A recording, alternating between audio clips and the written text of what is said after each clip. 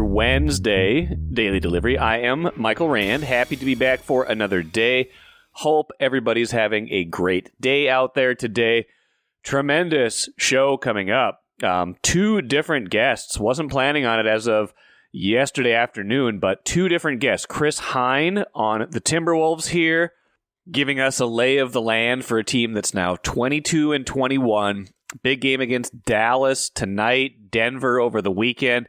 Then the schedule gets a little bit easier for a while. Time to take advantage of a stretch here where they've got some opportunities to make a move in the West. But can they do that? Where do they stand right now? Chris and I will get into all of that in just a little bit. Before that, Ben Goessling from the Star Tribune. This was the unexpected one. Hops on to talk Kevin O'Connell contract extension. That broke kind of yesterday, late afternoon. Ben and I talked about the implications, talked about what that means next for the Vikings. So stick around for that here in just a minute. A baseball thought at the end of the show. First, though, what I miss, Gopher men's basketball. What is going on here? Second straight win, second straight impressive win. If we're being honest, first, the overtime win over a ranked Michigan team. First ranked win for a Ben Johnson team with the Gophers. That was a big one. That kind of got them into the win column this year. They had started 0-6 in Big Ten play. Then last night they followed up. They go and win at Carver Hawkeye Arena. First time since 2015 that they beat Iowa in Iowa. Take a big second half lead. Hold on at the end, 72-67. No surprise, Dawson Garcia, the hero of that Michigan game with his improbable last-second three-pointer, had 20 points to lead the way for the Gophers, but a collective effort on defense, a collective effort at the free throw line. They were okay. They were good enough. 17 of 24 is not going to win any free throw contests, but for the Gophers, that is an improvement. It's a little over 70%. They made the ones they absolutely had to have, including two from Frank Mitchell in the closing seconds to provide the final margin to give them that cushion they needed to get this to the finish line. So since their little players-only meeting that we tend to kind of mock, right? We tend to be like, oh man, here we go, players-only meeting. What are they going to talk about? What can they do differently? A lot of teams have these meetings. Nothing ever gets solved. Since then, it's been 3 games. A close loss at Maryland, which was preceded by the meeting, which was preceded by a lackluster second half against Wisconsin that saw them go from, basically even at halftime to down by 30 at one point in a 21, I think, point loss to Wisconsin. They get together as a team. They air it all out, talk about how they got to play harder, things like that. What's really going to change? We're wondering. What's really going to change? Well, like I said, 6-point loss to Maryland, and then these 2 wins over good teams, home against a ranked Michigan team, then on the road against Iowa. Kind of underscores that you don't make a judgment about a team until the end of the year. You don't make a judgment about a team until you have to, a final judgment at least. And if we were looking at this season and saying, man, Ben Johnson's team is going nowhere. This has no chance of getting any better. This has no chance of turning around, job status talk, things like that. Goes to show that you don't have to have that conversation until you have to have that conversation, especially if you're Mark Coyle. We can talk about it. We can kind of bandy things around, like what if this continues? What if this? What if that? Mark Coyle doesn't have to decide this until he's ready, until they have a full body of work. The body of work through 19 games was not great. They hadn't beaten anybody of significance. They were 0-6 in the Big Ten, but now 2 straight wins, giving them at least a breath of life this season. Now, it doesn't get any easier, right? They've got number 15 Oregon at the Barn on Saturday. They go to number 8 Michigan State after that. Bunch of tough teams left on the schedule. Bunch of, Big Ten is a grind. It's a meat grinder. They're going to be in it at least for this next week. Then they got some opportunities to win some more games where you look at it now and you say, every game I thought previously, you go into it thinking, they're probably not going to win this game. You win these 2 games, these last 2, that changes perceptions. That changes possibilities for what this team can do the rest of the year. Not saying they're going to go on some miracle run, just saying that it's more optimistic now than I ever thought it was going to have a chance to be, especially a week ago. So shout out to Ben Johnson's team. Those were two big wins, turning this thing around to a degree. We'll see if they can keep it going. Got Ben Goessling with me right now. I am Michael Rand from the Star Tribune. Ben, of course, covers the Vikings. Got some news on Tuesday, Ben. Yep. Long awaited, I guess, for some people. Extension for Kevin O'Connell, the head coach of the Vikings, puts to bed any kind of lingering drama there might have been. It kind of became a storyline over the last handful of games of the season. Yeah. But multi-year extension, put it to bed. What do we know about this? Well, it got done over the weekend, and it was something that, the Vikings have been pretty consistent about this. I talked with Mark Wilf in December about it, and he kind of echoed what they said before the season of wanting to get something done after the year. He reiterated that was the plan, to talk with Kevin O'Connell and Kwesi Adolfo-Mensah about contract extensions after the season. They get O'Connell's done. They waited a couple days to announce it. Obviously, the news cycle, both in the NFL and outside the NFL, has been crowded with other things the last few days, but it sounded like it got done over the weekend, announced on Tuesday. So really, by the end of the first week after the Vikings season, they have a deal in place. And I don't believe we will be waiting terribly long on Kwesi Adolfo-Mensah's deal either. I'm told there are discussions ongoing about an extension for him. So I would expect they will have something done in the not too distant future to kind of keep their coach and GM partnership in place for a while. I mean, that's been an important thing for them to have those two in lockstep for a long time. And Kevin O'Connell is done, and I would think that Kwesi Adolfo-Mensah is probably not terribly far from being done either. They didn't release specific terms, as they generally don't. Yep. That said, ballpark, I mean, you look, Ben Johnson just got $13 million from the Bears to leave the Lions. Yeah. Hot coaching commodity. But here's Kevin O'Connell, who's already been doing it for 3 years, two of them very successful. Length, if we're kind of ballpark guessing, you got to imagine length is probably an additional few years, you would think. Yeah. And the money is maybe somewhere around the Ben Johnson neighborhood. Does that sound about right? Well, I don't know that I would assume Ben Johnson is a benchmark, simply because this got done before Ben Johnson was announced as the head coach of the Bears. Now, part of your agent's job is to see what's going on around the league and understand the market. So I would bet it's probably in that range. It may not have been influenced directly by this. My understanding is this got done in such a way that Ben Johnson's deal was not going to be a trigger for this one.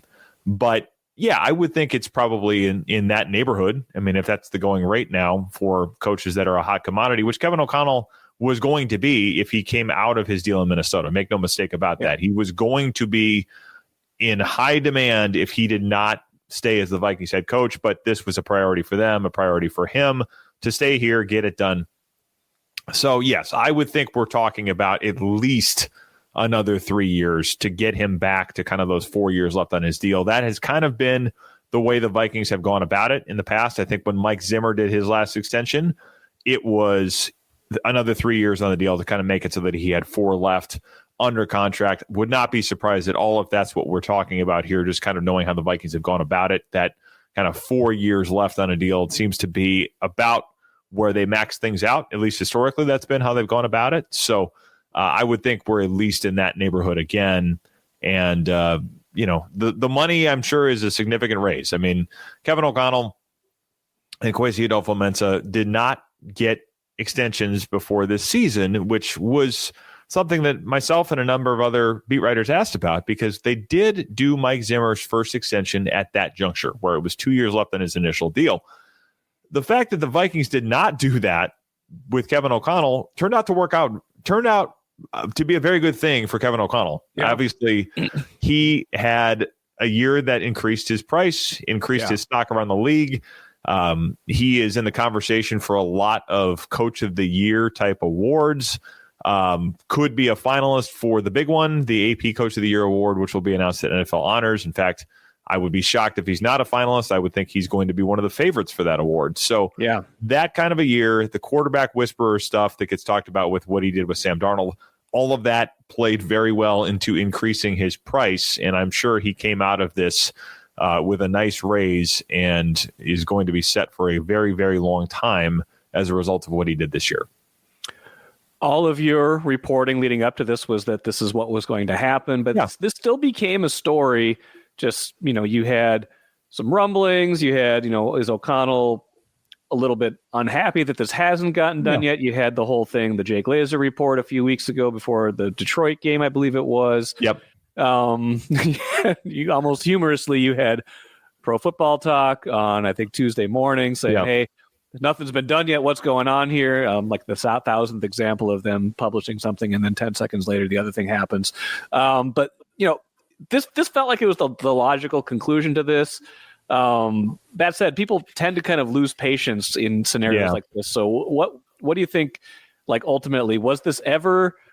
There was never like any real risk of this, right? This was the logical conclusion all along, right? Yeah, it was. I mean, it was. I do know, and I've said this a little bit. There was, if we want to talk about tension, I think there certainly was tension in the sense that it hadn't been talked about yet a lot. I mean, I think there was a lot of this. If we want, tension's probably not even the right word. It's probably uncertainty about.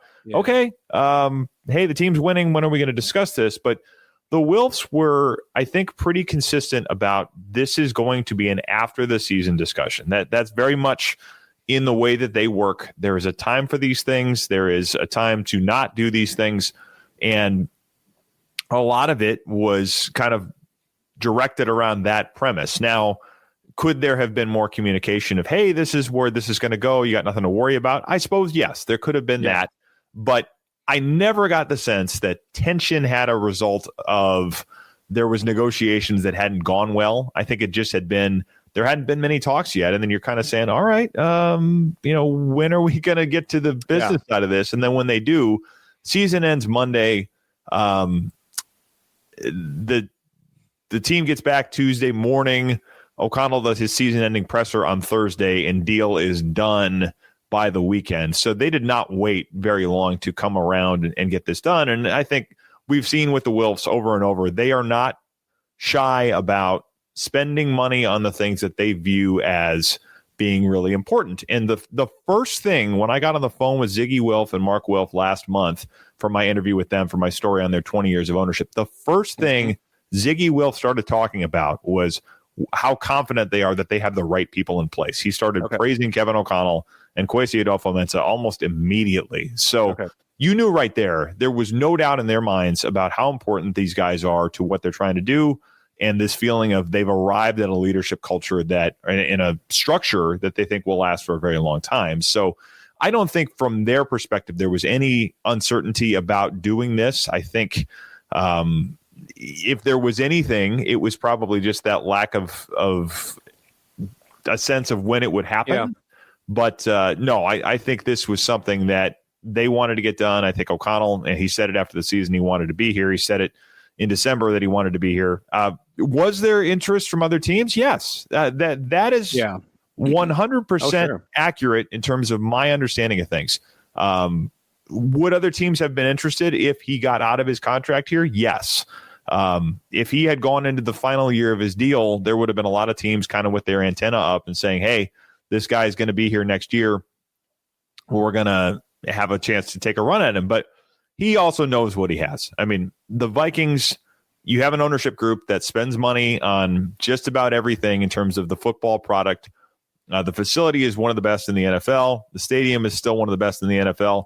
You are basically guaranteeing that you're coaching Justin Jefferson for the rest of his prime while having as much control as you want over the quarterback situation, whether it's Sam Darnold, whether it's J.J. McCarthy going forward. That is going to follow the path that Kevin O'Connell wants it to take. So I think when it came down to it, too, it was going to be, this is a pretty good situation for him to be in as well. And I think he knew that. I don't think there was really anything once you get past, some of the posturing, some of the speculation that's aimed at, painting a certain picture in negotiations. I don't think there was any risk of this not getting done.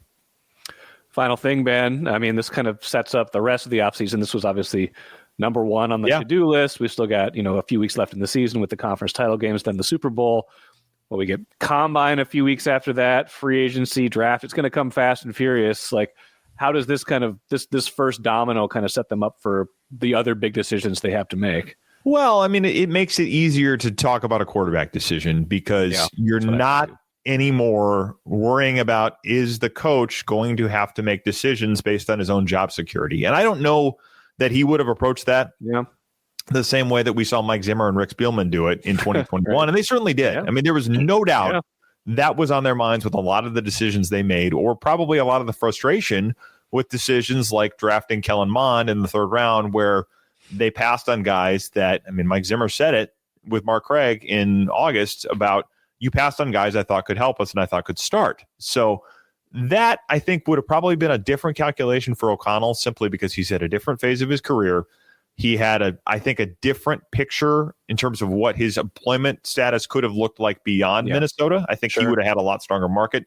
So I don't know how much he would have allowed that to factor into his decision-making. But you don't want that to be anywhere near the conversation. You don't want J.J. McCarthy wondering about, is my head coach that drafted me and developed me going to be here long-term? So it takes any iota of that out of the equation and makes it a lot easier to kind of go about the quarterback development plan for both 2025 and beyond with a little more security.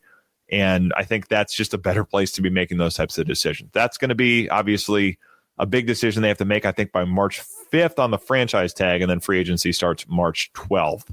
So you've got that. You've got, probably some coaching things here in terms of guys interviewing for other jobs, other places. Sure. But, we'll see if anything leads to anybody leaving and if there's any coaching changes that come as a result of that. But then, 25 free agents going into 2025. I mean, a lot of these one-year deal guys, they have to make decisions on and figure out what they want to do with all of this money. They have something like $75 million in cap space to spend, but only 38 guys under contract for the 2025 season. So there's a lot to figure out.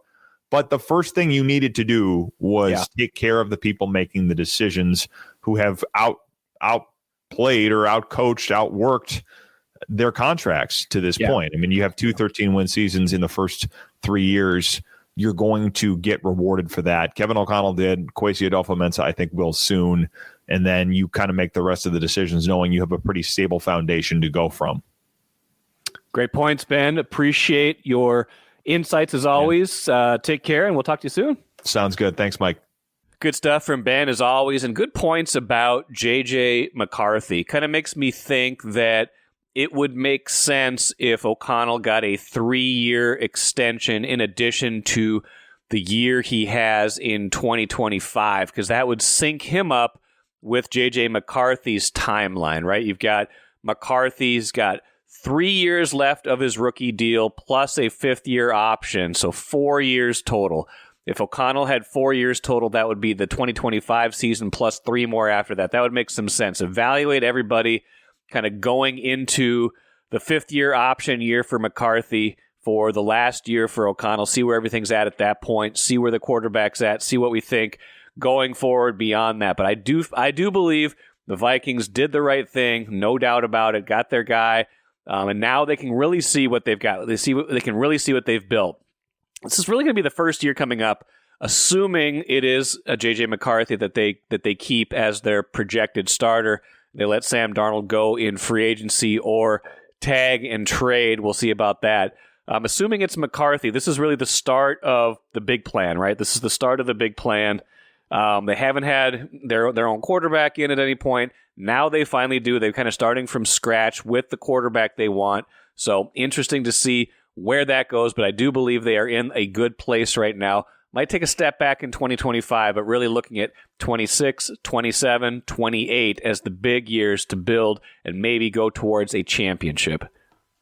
Watch your dreams and savings grow with Royal Credit Union's 4.25% annual percentage yield 12-month certificate. Open now at any Royal office or online at rcu.org/certificate saver. Early withdrawal penalties could reduce earnings and principal. APY accurate as of 2/1/25. Insured by NCUA. Let's bring in Chris Hine right now. Chris has been on the road basically forever, covering the Timberwolves, covering all of your angst. It got a little bit better the other day when they beat the Knicks, Chris, but then people were right back to frustration somewhat at the end of the Memphis game. Rotations continue to be a question. Late game offense continues to be a question. It's kind of the same stuff. It feels like it's maybe gotten a little bit better, but where do you think this team stands right now after that loss to Memphis the other day? Something Chris Finch said before the Knicks game kind of stood out, and it was that I think this team, he said this team feels like they have a run in them, right? Yep. And I don't think he's that far off. I don't think that they are that far away, but honestly, that's the difference, though, is to go on a run, you're going to have to get together some of this late game stuff, right? Yeah. And right now, it's a combination of you can't really trust the unit that you start with on a given night to close, right? Because there's, whether it's Randall, whether it's Gobert, whether it's McDaniels or Conley, any one of those four might not be in your closing lineup on a given night, depending on how the night is going, given the up and down nature to their seasons. Yeah. So you sometimes have to assemble these unique closing lineups every night, which means maybe everybody's a little unsure of how to operate out there with different personnel on a given night, perhaps. That this is me just theorizing. But at the same time, you don't want to not ride players who are playing well. It's such a fine line that Finch is trying to walk in these situations, whether it's matchup based, whether it's going with Mike Conley over Rob Dillingham, like in yesterday's game, even though Dillingham was having a really good offensive game. And it just seems like they haven't quite found that, despite playing in the most clutch time games of any team this season. So they're getting plenty of reps at it, but they just can't seem to find the right formula late in these games. With Dillingham, again, he had a really good game the other day, and he had been hurt for a while, but he came back. He had a really good game when he was like a plus 16 in like 17 minutes. He was in the game until about 4.5 minutes. Then they brought Conley back in. For him to be in the closing lineup or not being in the closing lineup, is this a question more, do you think, at this point, of experience, or that he's just not there defensively, and that's why they thought Conley was a better option there? Yeah, I think the experience and not being there defensively kind of goes hand in hand, because that's where maybe your lack of experience shows up, right, is on the defensive end of the floor. But that's basically what Chris Finch said yesterday when we asked him it. It was, I went with the experience. And he didn't go with Dillingham for the last 4-ish minutes or so. And, the offense didn't score a point for 2 minutes and 50 seconds after Dillingham left the game. And by that time, they were down 6, and they never came back. So, their clutch time offensive rating is not great. You get why Mike Conley is on the floor. But I think with this team and in the rhythm of just how games are played and how this team is operating, I would just personally go with more of a hot hand approach. But I'm not an NBA coach, and I don't get paid to dissect the matchups in the moment, or I'm not around Rob Dillingham every day, so I don't quite know how much of a defensive liability he would be, or how well he understands coverages and things like that. Do you do a little offense defense if you can at certain points? Maybe, right? But it is just glaring when Dillingham comes out and they don't score for nearly 3 minutes in that game. No, the DiVincenzo injury kind of opened a door a little bit for Dillingham. Maybe he'd start playing. Maybe he would have cracked the rotation anyway, although it's been pretty tight when everybody has been healthy. That injury makes me less confident that they've got a run in them, because he was starting to really gel with that first unit. How do we assess the impact and potential? Like, the timetable seems like it could be fairly far out on this one, depending on whatever happens with the opinions he's getting on the toe. Yeah, when you hear second opinion and you hear grade 3 strain and you do some cursory Googling and IMDbing, which you never want to do when you're sick. No. Don't do no, it. You can do it for other people. Don't do it for yourself. Do it to diagnose other people. Don't do it at 2 a.m. for yourself. Nope. Yep. Absolutely not. But it doesn't look good. It doesn't look promising in terms of a quick recovery. We'll say that. Obviously, he's a professional athlete. He's not an average person.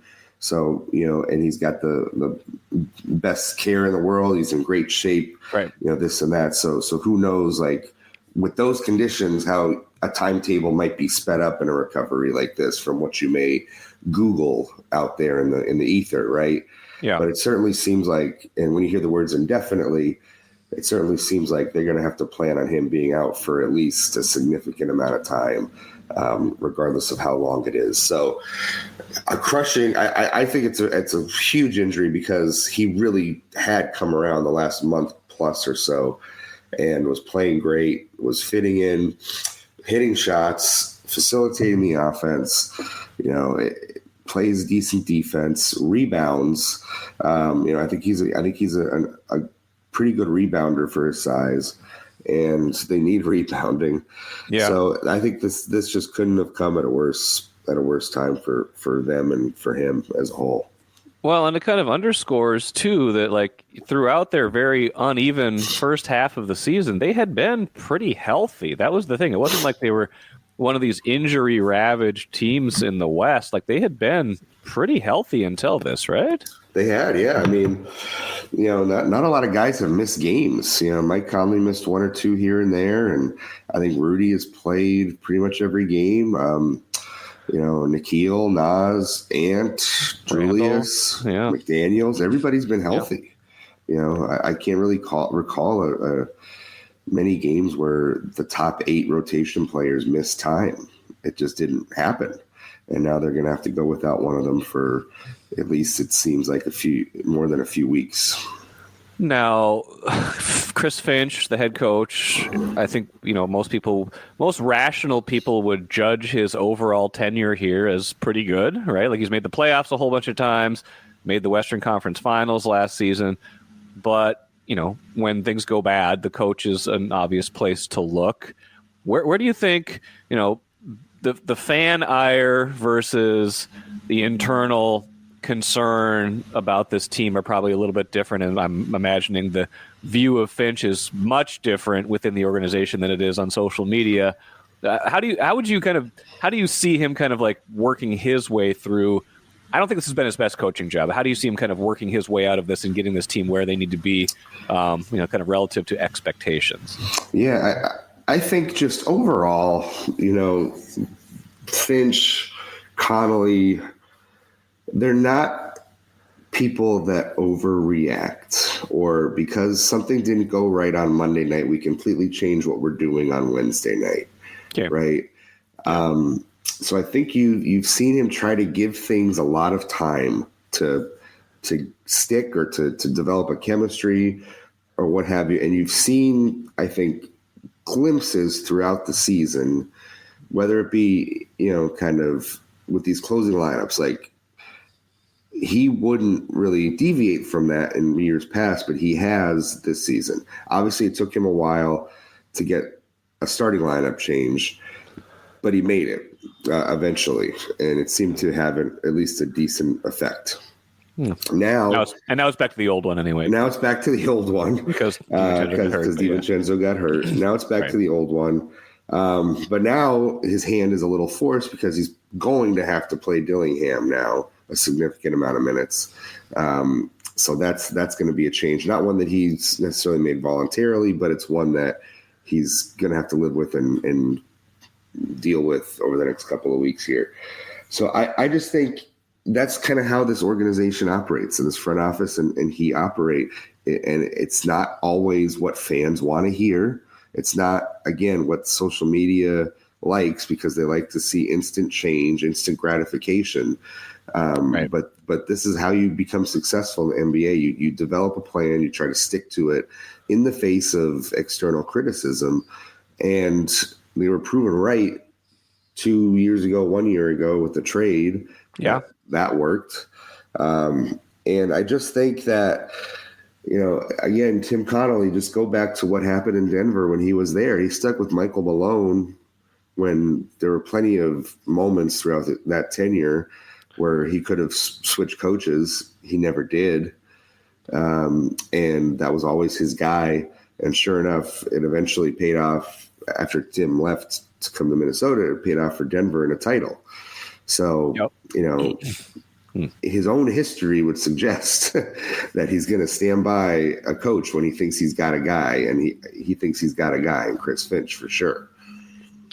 Now, their tendency to have patience sometimes gets disrupted with pretty significant moves, like the Gobert trade a few years ago. Correct. And then, of course, Yes. the cat trade right before training camp starts. So it's not like Tim Connolly is loath to make a kind of a seismic kind of shake it up move if he thinks it's the right move. Trade deadline's a couple weeks away. This roster seems like it's got some imbalance, like the fit. Even if we can say they're maybe getting a little bit better, like aesthetically, it looks a little bit better. You can see the pieces a little bit more. It still doesn't quite seem like the perfect fit. You got contracts kind of hanging out there that you're like, okay, what are they going to do with this next year and beyond? Do you see them doing anything significant or even like moderately significant before the trade deadline? It's just too hard to tell. With the era of the second apron makes it more difficult for them to trade because you can't aggregate salaries in deals. So a little harder to find the right fit unless the trade puts you under the second apron. You can't aggregate salaries. So it's just hard to find the right fit for a significant move. I think it maybe becomes a little easier in the offseason to make a significant move just because you'll have clarity over Randall's player option. Teams will be moving around. And I just think that's probably more conducive to a potential significant move than the trade deadline is mid-season here. But that is, don't rule it out. Don't rule it out for sure. I think that, it's just a lot of moving pieces, and you don't know how the league is going to shake out. You don't know how other teams are going to shake out, what the priorities are. Is there a multi-team trade somewhere out there that the Wolves can fit in?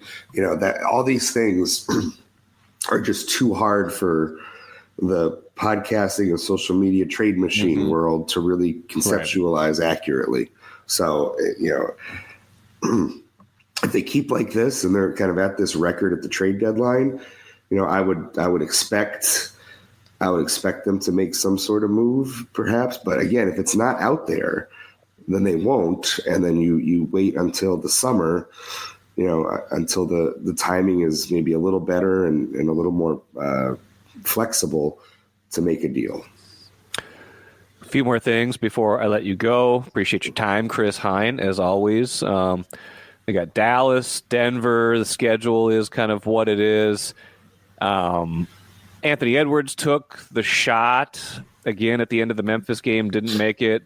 Maybe he was tired. It wasn't the cleanest of looks, but it was pretty well short. I don't think he's having a great year by any stretch. I think I don't know if I would call it a regression, but the wear and tear of being the guy instead of having someone like Towns with him seems to be impacting him more than I thought it would. Let me put it that way. I don't think this is his best work. I think he's got some end of game maturity stuff that still needs to be cleaned up, that's getting exposed a little bit more this year. How would you rate his year so far and where he's at? Yeah, I think you're right. I think he's gotten better in some ways, but it hasn't been like this massive leap, right, from all NBA player to MVP contender, right? And I think that's maybe one thing that people were maybe thinking of with Cat out of the way is that he'd be in MVP talks potentially, top 5 player in the league, and that hasn't quite happened. And I do think a significant amount of it is late game decision making, and I think it goes beyond just the final shot. It goes beyond that scoring drought, like I mentioned, where a couple of the shots he took were contested step back threes, and it's great when they go in, and it looks great when they go in, like in that Clippers win they had a few weeks ago. But those were the kind of shots he was taking in that one. They were just going in that night. Yep. So and those are lower percentage plays.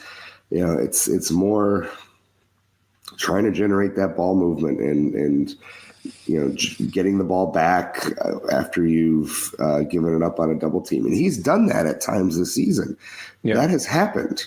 I remember a couple early game against Sacramento where he did that, and there were a couple other instances throughout the year where he made the right decisions and the right plays when faced with double teams late in games. But yesterday was not an example of one of those. I think he has gotten better. I think he's getting a year smarter in terms of combating defenses overall, and obviously he's adjusted to all the double teams he's faced on a nightly basis. But yeah, it's I guess maybe that sort of those clutch moments and the ability to close games, him along with this team, that is the next step that they have to take.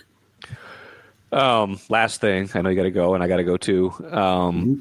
West is kind of what we've come to expect of it, right? It's like anywhere from 4 to 12, 3 to 12 at this point is kind of pretty compressed. I mean, you got Oklahoma City kind of running away with things, but it's kind of bunched up beyond that. Wolves have kind of been in that middle for a lot of the year, and they can finish anywhere. It seems like the play-in is probably their most likely destination now, but they could be anywhere from top 4 or at least top 6 to completely out of the playoffs or even the play-in at the end of the year. At this point, I think play-in is most likely. What do you think is most likely for them at this point? Yeah, I think play-in. I think play-in tournament. Assuming that they don't make another move or anything like that, definitely feels like the play-in tournament is where they're headed right now. They just don't seem to have enough juice to put together enough of a run to punch up into that top 6. I don't think they're going to fall out of the play-in. I think they have enough to stay out of that, but to your point, this is a second apron team, and being in the play-in tournament, generally when you're in that tax bracket, so to speak, does not cut it. No, for that. So, that's why I think if they're still kind of treading water at the deadline, they will look to make a move. But again, it's all about the logistics of what deals may or may not be out there. Yeah. Well, we'll see. I'm sure you'll be back on right around then on this show. Appreciate the time today, Chris Hine. We'll talk to you soon. Sounds good, Mike. Thank you. Always love catching up with Chris Hine. Big game tonight against Dallas. Wolves slight favorites in this game. Dallas has really been sputtering since the Wolves beat them on Christmas Day. That was the day Luka Doncic went out with a calf strain. He has been out ever since then, and they have been losing a whole bunch without him. Now, Kyrie Irving was out for some of that time, too. He is back, but a bunch of Dallas's big men are still out. Luka is still out. Opportunity for the Wolves to win this game. Dallas is one game ahead of them in the standings, a chance to kind of pass them like two ships in the night. A good time to be playing the Mavericks, so we'll see if the Wolves can take advantage of that in this game. Let's finish with the cooler. Major League Baseball, Cooperstown Hall of Fame came calling for 3 greats of the era: Ichiro Suzuki, CC Sabathia, and Billy Wagner. Great opportunity for all those guys. Ichiro, tremendous. Got to know him a little bit when I did a story on him and Pete Rose about 10 years ago. That was kind of fun. Just a tremendous player. Has so much respect for him and his career. All those guys deserving honorees. And made me think. I looked at the ESPN ticker today, and I saw not just Wolves and Wild and Gopher basketball listed at the top. Saw Twins. 1 month out from today, Twins preseason exhibition spring training opener against Atlanta. 1 month from today. If you need something to cling on to as we emerge from this brutal cold, let it be that. 1 month from today, Twins start playing fake baseball. We will see if they have added anybody of significance by then. They haven't done that in a great long time. That'll do it for me today. Lavelle O'Neill III expected to join me on Thursday's show. Daily Delivery Debate time. Until then, I'm Michael Rand. Back at it again tomorrow.